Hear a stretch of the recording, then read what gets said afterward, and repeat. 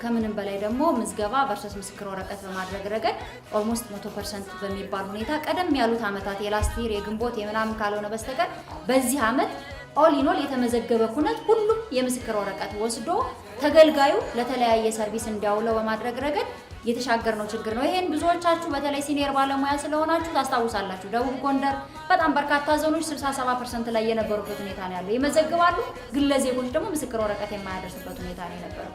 ይሄን ተሻግረነዋል ብሎ መውሰድ ይቻላል ማለት ነው። ከምንም በላይ ደግሞ ከተቋማት ጋር ተቀናጅቶ በመስራት በተለይ የአንድ ማዕከል አገልግሎትን ከማሳደግ አንፃር ታስታውሱ እንደሆነ ዳንግላ ላይ ጀምረ ነው አሁን ወደ 530 በላይ የጤና ተቋም ጉድለቱ እንዳለ ሆኖ በጋይድላይኑ መሰረት መመዝገብ ያሉባቸው ዊክነሶች እንዳሉ ሆነው የሚተላለፉ የጤና ተቋማት ሰስተኔቢሊቲም እዛ አካባቢ ላይ ያለው ክፍተት እንዳለ ሆኖ በርካታ የልደትና የሞት ኩነቶችን በመመዝገብ ረገድ ጤና ተቋማት አክቲቭ ሆነው ስራ እየሰሩ ያሉበት ወደ 900 ምናምን ጤና ጣቢያዎች ናቸው ያሉት።